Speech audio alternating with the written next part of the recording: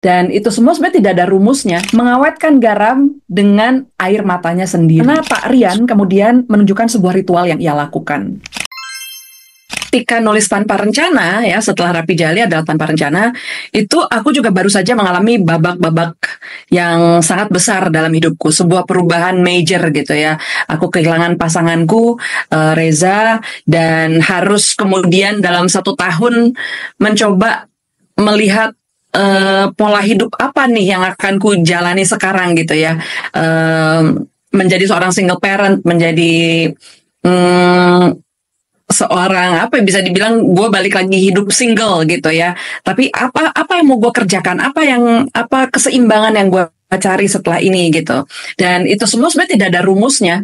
Jadi sambil berjalan sambil belajar gitu. Dan akhirnya aku menemukan tanpa rencana menjadi salah satu katarsisku gitu ya. Dari situ mungkin teman-teman juga yang sudah baca dapat melihat begitu banyak tema tentang perpisahan, melepaskan, kehilangan, kerelaan gitu, yang sebetulnya tidak lain tidak bukan adalah sebagian besar merupakan refleksiku pribadi atas apa yang terjadi dalam hidupku gitu.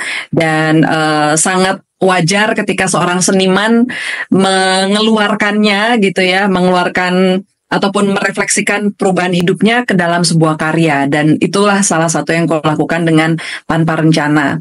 Jadi menurut aku yang namanya perubahan itu dalam kepribadianku barangkali juga ada, aku yakin ada gitu ya. Dari mulai pelajaran-pelajaran yang ku ambil itu semua kan menempaku menjadi seorang pribadi yang sedikit berbeda barangkali walaupun bahan dasarnya tetap sama gitu ya. Dan sebagai seorang penulis aku juga melihat ada perubahan dari segi teknik, dari segi pendalaman, dari sistemku bekerja gitu. Dan itu semua apa ya, aku rasa menjadi sebuah kumulasi yang menarik bahkan untukku sendiri gitu. Aku selalu melihat ya, my life is like sebuah wahana gitu ya. Apa yang bisa ku ulik, apa yang bisa ku mainkan, apa yang bisa ku refleksikan dari sini gitu. Wahananya banyak banget, Wi. Banyak banget. Ya, dari mulai buku, musik, apalagi tuh. Tadi ngomong macam-macam sih. Lagu. Buat gue lu pelawak. Itu juga kan seni lawak ya. Seni lawak adalah sebuah format dari kesenian. Iya, benar-benar. Oke.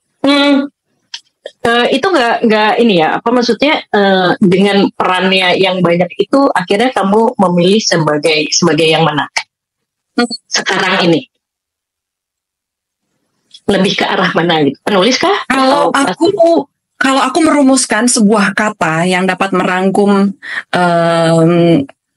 profesiku maupun kecintaanku yang paling dalam, itu adalah storyteller. Aku adalah seorang pencerita. Hanya saja mediumnya yang bervariasi. Kadang lewat lagu, kadang lewat puisi, kadang lewat novel, kadang lewat apapun itu ya. Termasuk ketika gue bikin kelas menulis misalnya gitu. Itu adalah tidak lain tidak bukan pendalamanku terhadap seni bercerita yang kemudian diwujudkan dalam aneka format ya. Salah satunya adalah mengajar ataupun juga berkarya gitu ya. Jadi sebetulnya profesi menurut aku adalah satu sekat yang lebih sempit untuk kemudian mengatakan dia adalah penyanyi, dia adalah penulis lagu, dia adalah penulis fiksi. Tapi menurut aku payung besarnya adalah seorang storyteller gitu. Dan untuk itu aku akan mengabadikan gagasan, tapi aku juga akan mengabadikan hidupku gitu. I wanna be used up by this universe. Oke, pencerita.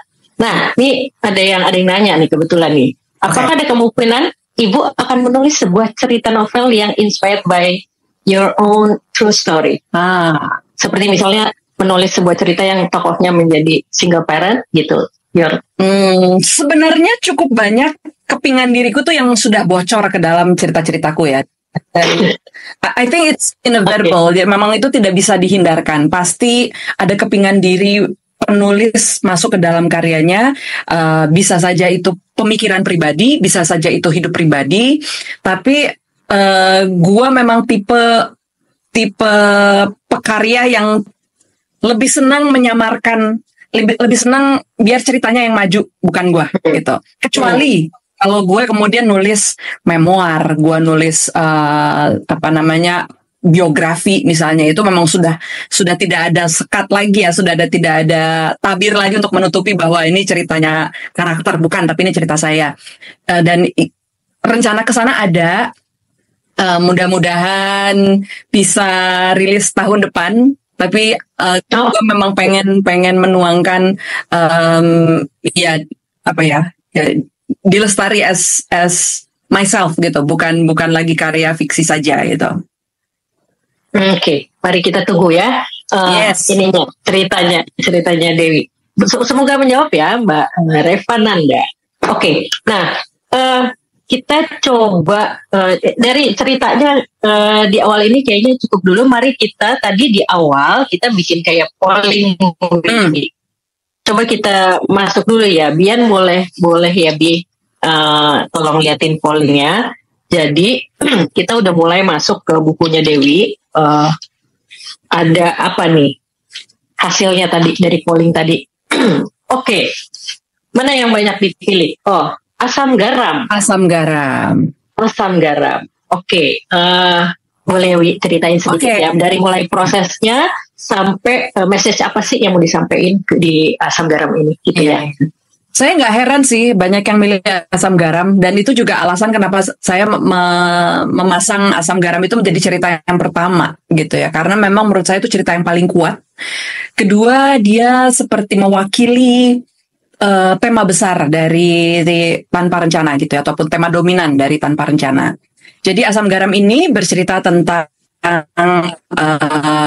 seseorang bernama Gaspar yang ditugaskan untuk meliput sebuah kedai di Jayapura, dan kedai ini bernama Asam Garam. Nah, asamnya sendiri kita bisa mungkin menebak dari kopi ya, sementara garamnya itu memang kedai tersebut jualan itu memang memiliki sebuah garam yang unik ya, garam hitam namanya, ternyata garam. Nah, sebenarnya ini cerita paling mestakung dari semua 18 cerita dalam Tanpa Rencana.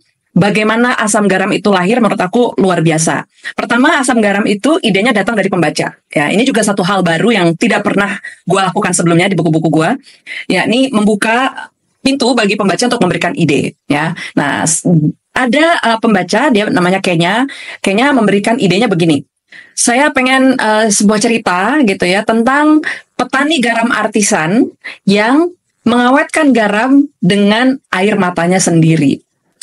Gue mikir sebenarnya agak lebay gitu kan, karena bagaimana mungkin secara kuantitas, ini kalau logika cerita gitu ya, gimana kuantitas air mata bisa bikin garam, kan mau sebanyak apa air matanya, orang biasa juga kita bikin dari air laut gitu kan, yang banyak banget itu gitu. So tapi aku tertarik sama si ide tersebut, sehingga gue simpen aja nih si idenya gitu kan, hingga akhirnya gue ke Jayapura. Lalu di Jayapura, gue sebenarnya nggak ada hubungannya dengan nulis, tapi memang saat itu sedang jendela gue mengumpulkan tulisan untuk Tanpa Rencana, dan di Jayapura gue diundang sebagai pembicara dalam festival kopi. Kemudian gue bertemu dengan seorang moderatornya bernama Gaspar, dan Gaspar ini bilang, ketika tahu Mbak Dewi diundang ke Jayapura untuk festival kopi ini, saya langsung mengajukan diri menjadi moderator. Pokoknya gimana caranya saya harus jadi moderator acara gitu. Kenapa? Karena gue pengen berterima kasih, katanya. Saya pengen berterima kasih karena filosofi kopilah saya menjadi seorang barista gitu. Dan tentu itu bikin gue terharu ya, karena wow, gue nggak nyangka bagaimana sebuah cerpen yang gue ciptakan puluhan tahun yang lalu kemudian bisa mengarahkan hidup seseorang gitu. Dan Gaspar ini dia mulai dari jualan kopi di gerobak sampai akhirnya sekarang dia punya kafe 2 lantai di Jayapura, dan kafenya keren banget gitu ya, dan dia menjadi salah satu tokoh kopi di Jayapura. Nah, Gaspar ini punya panggilan namanya Mr. Ginda. Jadi ketika gue ketemu sama dia, gue kenalnya sebagai Mr. Dinda. Terus gue tanya, kenapa sih nama kamu Mr. Dinda gitu kan?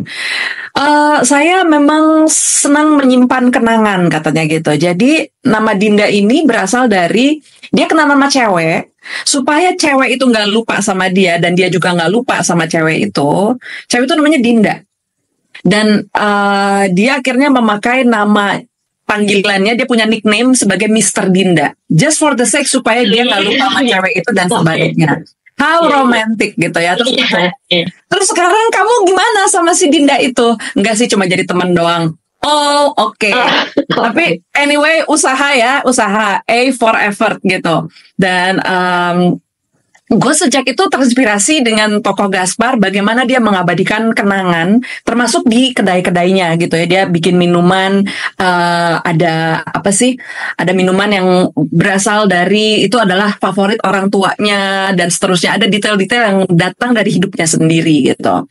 Lalu gue pulang, di perjalanan gue langsung membayangkan, oke, gue akan nulis tentang asam garam, ada kopi, ada garam, ada Jayapura gitu kan, ada Gaspar, lalu ada beberapa teman yang gue temui di Jayapura, gue jadikan juga sebagai tokoh gitu ya, ada yang namanya Nobo. Nah, lalu pas nyampe di rumah gitu kan, gue nyari, aduh mudah-mudahan ini kan namanya asam garam ya, jadi gue judulnya duluan, asam garam. Mudah-mudahan ada garam yang unik ya di Papua yang bisa gue ceritain gitu. Setelah gue mulai cerita, gue riset. Ternyata muncullah garam hitam dari Wamena gitu ya, dari sebuah gunung namanya Gunung Mili. Lalu gue cek siapa yang nulis artikel ini. Artikel ini, dan itu satu-satunya artikel yang paling komprehensif tentang garam hitam di Wamena. Ternyata gue kenal banget sama yang nulis artikel, namanya Bli Putu Fajar Arcana, dan gue punya nomor teleponnya di HP gue. Akhirnya gue telepon Bli Chan, panggilannya Bli, saya mau tanya tentang perjalanan yang Bli lakukan tahun 2015 dan udah akhirnya gue ngobrol dengan beliau, gue tanyakan detail-detail yang bisa menambah bumbu maupun drama dalam cerita gitu ya.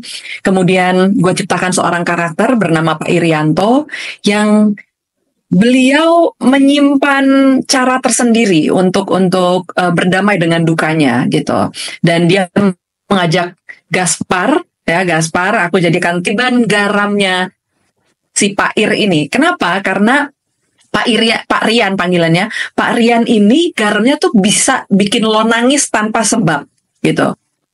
Dan bisa bikin lo terkenang-kenang sama masa lalu yang lo nggak mau inget-inget, tapi kok bisa inget setelah makan garam itu gitu kan. So ini apa sih rahasianya? Lalu mereka pergi naik gunung ke Gunung Mili itu gitu ya. Dan di sana Pak Rian kemudian menunjukkan sebuah ritual yang dia lakukan.